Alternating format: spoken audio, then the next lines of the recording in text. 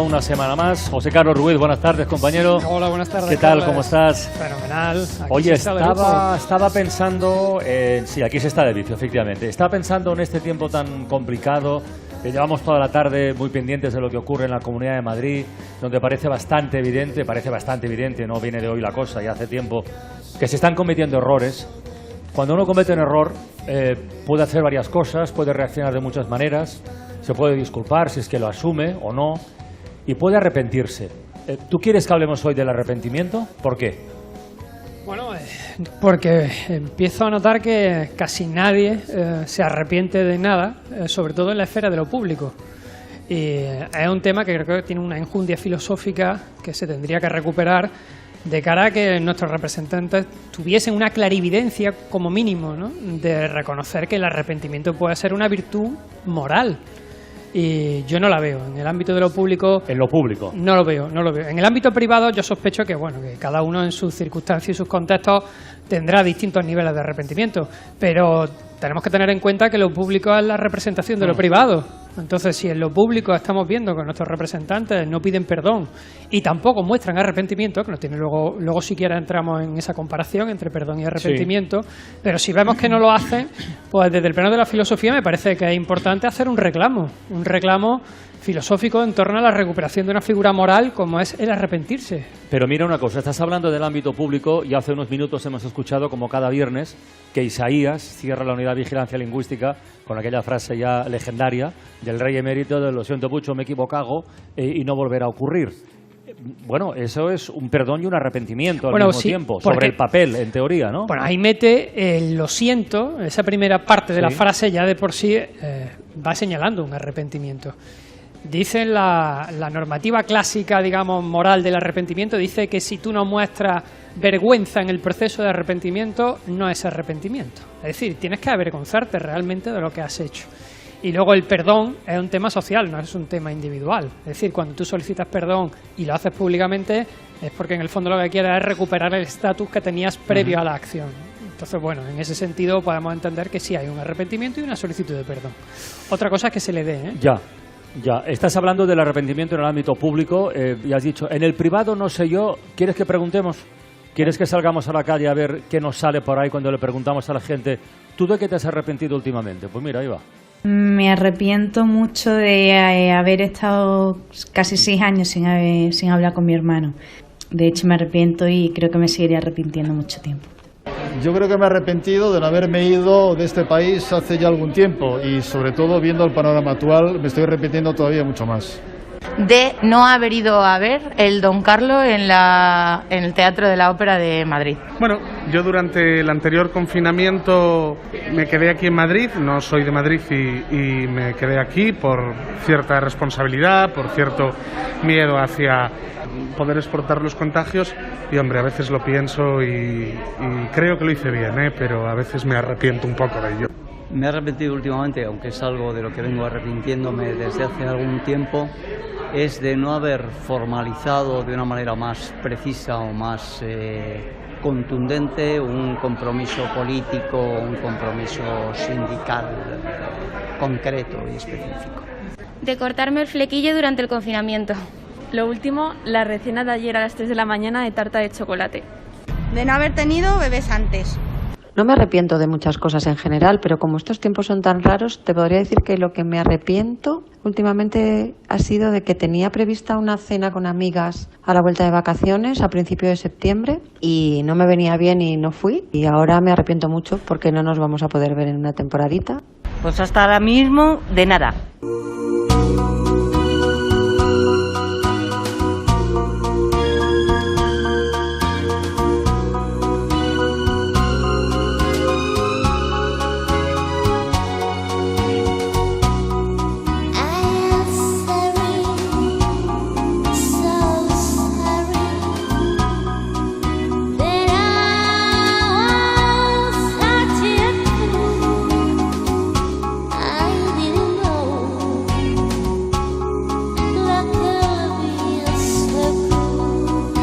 A ver, José, ¿qué conclusiones sacas de de este tren de voces? Porque había de todo. Bueno, desde no tener bebés hasta el chocolate que te has comido.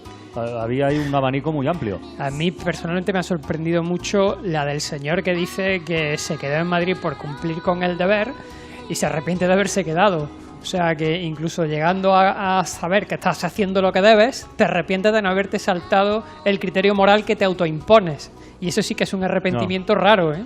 Porque haces lo que debes y bueno, tampoco tienes por qué arrepentirte si lo que estás haciendo es lo correcto. Pero de todo lo que se ha dicho, confluye todo, en líneas generales, en el individuo. Es decir, cada uno se arrepiente de algo muy particular que le ha pasado a él o que él no ha hecho.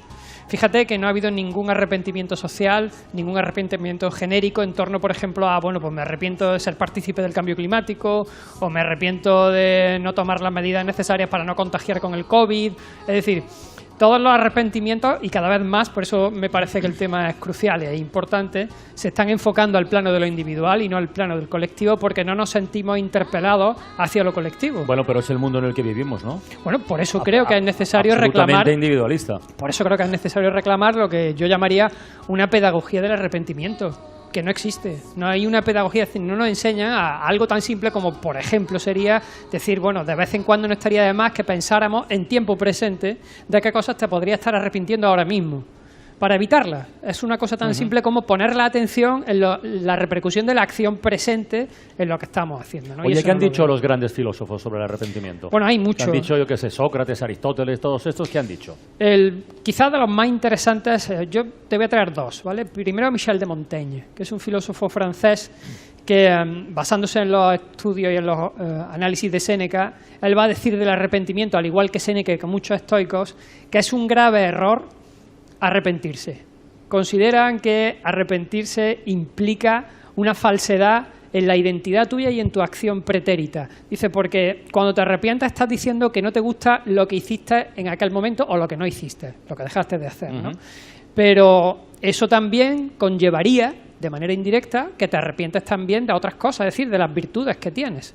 Con lo que arrepentirte significaría no conocerte bien. De hecho, el arrepentimiento, en líneas epistemológicas, teóricas, es que cuando tú haces algo y te arrepientes de haberlo hecho, es que no te conoces bien en lo que iba a suceder después de la acción. Si te conocieras bien, no habría arrepentimiento. Tú dices, oye, voy a hacer esto, sé qué consecuencias va a tener, las tiene, y a partir de ese momento no me arrepiento, lo tengo clarísimo. Entonces Montaigne pensaba que arrepentirse era una actitud muy infantil y que no se debería tener en cuenta bajo ningún criterio. Y el otro, que también criticaba mucho el hecho de que la gente se arrepintiese porque le faltaba conocimiento teórico, era Spinoza. Spinoza también tenía muy claro que arrepentirse era... Él tenía un adjetivo muy duro, ¿no? Decía que la persona que se arrepiente es 2 veces miserable e impotente. Eso lo dice Spinoza. La persona que se arrepiente es miserable. No hay ningún filósofo que defienda Bueno, Aristóteles. Aristóteles es, digamos, un poquito más magnánimo, porque él piensa que cuando una persona alcanza la empatía emocional e intelectual con el otro, puede llegar al grado de sabiduría tal que entienda que somos seres, digamos, que no mantenemos la racionalidad durante todo el tiempo y a veces nos equivocamos. Entonces él dice que lo más bonito que puede tener el ser humano es la magnanimidad. Es decir, perdonar al otro porque entiendes que lo que ha hecho en su caso era inevitable. Ya además hay situaciones muy extremas, muy concretas además, donde no arrepentirse de tus actos es no solo un acto de soberbia, sino directamente de lesa inhumanidad. Yo me estoy acordando de aquella película sobre Hannah Arendt, donde hay un fragmento concreto donde ella expone su consideración sobre Adolf Eichmann, un criminal de guerra nazi, que decía que en ningún momento llegó a arrepentirse del Holocausto, que esto tiene tela ya. Desde Sócrates y Platón entendemos que el pensamiento es algo así como el diálogo silencioso que el alma tiene consigo misma. Al negarse a ser una persona, Eichmann pasó a ser su propia víctima, renunciando sin saberlo a una de sus grandes facultades, la capacidad de pensar. Y como consecuencia, cuando dejó de pensar, dejó de discernir. Fue la incapacidad de pensar la que hizo posible que muchos hombres, digamos normales y corrientes, cometiesen actos de barbarie a una escala enorme. Actos que nunca antes se habían visto jamás. ¿Cómo se llega a la incapacidad de pensar? Porque esto es rotundo, es contundente. O sea, es increíble. Yo cada vez que escucho, bueno, en este caso escuchar, pero cada vez que leo a Hannah Arendt, la filósofa, es un espectáculo cómo narra y evalúa y analiza la realidad, ¿no? En el caso de Eichmann, ella escribe un librito muy bonito que se llama Eichmann en Jerusalén, muy cortito, donde narra el proceso de cómo los judíos cogen a Eichmann y lo condenan y lo sentencian, pero ella intenta entender por qué Eichmann no pide perdón y por qué no se arrepiente. Y llega a la conclusión de que, primero, Eichmann cumple órdenes y en un estado de excepción, como es la guerra, pone sobre el tapete la situación en la que él dice: si yo no cumplo órdenes, a mí me hacen un juicio de guerra. Entonces, puestos a evaluar moralmente el que yo tenga que mandar a esta gente a los campos de exterminio o que me maten a mí, yo sobrevivo a toda costa. Bueno, pero de eso después te puedes arrepentir. Eso puedes hacerlo en su momento por pura supervivencia, por instinto. Es discutible, pero lo puedes hacer, pero luego puedes arrepentirte de eso. Y él no se arrepintió. No, no se arrepintió porque consideraba que era infantil y pueril. Arrepentirse porque sería actuar como un niño chico. ¿Por qué? También es verdad que lo dice ahí Hannah Arendt en este discursito. Tú anulas la capacidad de libertad que tienes cuando estás cumpliendo órdenes. Si cumples órdenes, no tienes criterio de libertad. Si no hay criterio de libertad, cuando tú tomas una determinación, lo que estás haciendo está determinado, ya de por sí, valga la redundancia. Así es que no tienes sentimiento de culpabilidad. Tú haces lo que debes en la situación en la que te encuentras. Entonces, Eichmann, como cualquier persona, por eso Hannah Arendt lo llama esto la banalidad del mal, ¿no? La banalidad del mal es que cualquier persona, llegado el momento y bajo las circunstancias determinadas, puede anular su raciocinio, es decir, puede decir, bueno, yo lo que hago es someterme a la voluntad de alguien que está por encima de mí en la jerarquía y entonces lo aplico a la realidad, con lo que no me juzgo ni me evalúo. Si tienen que juzgar, que juzguen al que me ha dado la orden. Pero dimites. Bueno, en el ejército no puedes.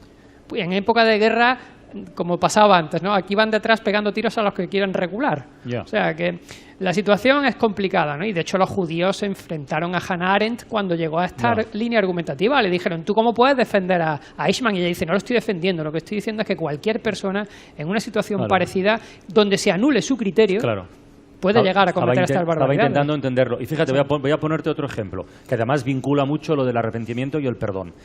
Yo me imagino que tú viste, igual que muchos oyentes, el documental que hizo hace un tiempo Jon Sistiaga, el Zubiac, lo de ETA, el fin del silencio, ¿te acuerdas, no? Que, por cierto, el próximo miércoles en la 2 de Televisión Española van a proyectar el documental Lagun, que ya hablaremos en su día, y hablamos en su momento además, que es muy interesante. Pero en este documental de Jon aparecía un etarra, Ivonne Chezarreta, porque además eso fue muy comentado, integrante del comando que asesinó a Juan Mari Jáuregui, comiendo con su viuda, como a Isabel Lassa. Estaba comiendo, hablaban, y él decía que no iba a pedirle perdón, pero se lo decía de una manera donde claramente estaba el arrepentimiento. Ahí se mezclaban las dos cosas. Mira, escucha a ver qué te parece.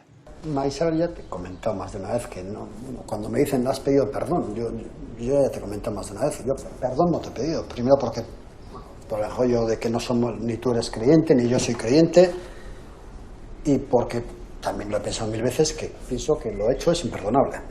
Entonces, yo cuando me he reunido contigo, me he reunido con Josu o con cualquier otra víctima de la violencia de ETA, lo que he intentado transmitir es el sentimiento sincero de que lo siento, del daño injusto que hemos causado en nuestra familia, y que hago el ejercicio, que es muy difícil, empático, de ponerme en lo que habéis pasado vosotros. Y me parece además que es un poco como poner una pelota en tu tejado y ahora me tiene que perdonar. ¿Me entiendes? No, yo no vengo con la intención de que tú me perdones al encuentro esto o al otro, no, vengo con la intención de que veas que esa persona que hizo eso en aquella época ha cambiado o tiene unos sentimientos, y es una persona, aparte de haber sido militante de ETA, es una persona con sentimientos. Esto es otra cosa. Este hombre no está banalizando nada. No, de hecho, aquí está intentando poner sobre la crítica del perdón el arrepentimiento, que es distinto. Me explico. Arrepentirse, desde esa perspectiva de la que acabamos de escuchar, es separar la acción de lo que eres. Entonces, aquí se encuentra una dicotomía muy interesante, y es que, bueno, yo te estoy diciendo que lo que yo hice en su momento es imperdonable, ¿vale? Pero que yo no me reconozco en esa acción. Es decir, hay un extrañamiento de lo que yo soy ahora a lo que yo hice en aquel momento. Y incluso llega a decir, yo no te pido perdón porque sé que es imperdonable. Es decir, lo único que te puedo mostrar es el arrepentimiento de la persona que ahora evalúa ese modelo de acción, ¿no?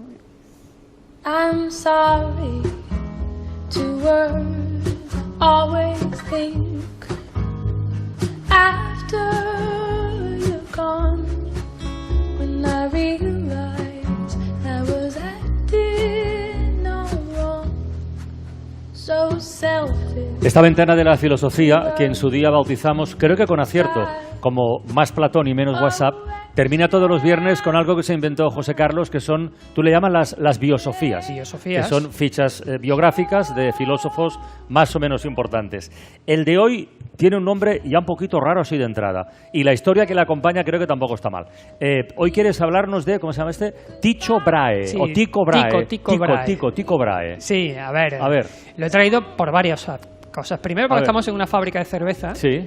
Y vamos a hablar de cerveza en su biografía, en un par de cositas que ahora comento. Y lo segundo porque este hombre seguramente se tuvo que arrepentir de un par de cosas que hizo, de las que vamos a contar ahora, ¿no? Tycho Brahe lo traigo, a ver, la parte de la sofía, esto se llama biosofía porque es la vida y sofía es sabiduría. Entonces la parte más filosófica es que es un astrónomo que nace en Suecia en 1546 y consigue hacer algo muy difícil, que es fusionar a Aristóteles y la física aristotélica, que decía la física aristotélica que la Tierra estaba en el centro y todo giraba alrededor suya. Eso decía Aristóteles. Bueno, pues lo fusiona con Copérnico, que dice que el Sol está en el centro.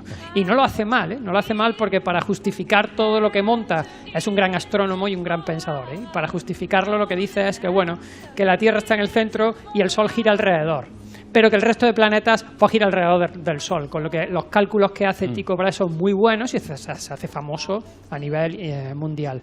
Bueno, pues lo traigo a colación a nivel de biosofía, de vida, porque es alguien muy singular a nivel de...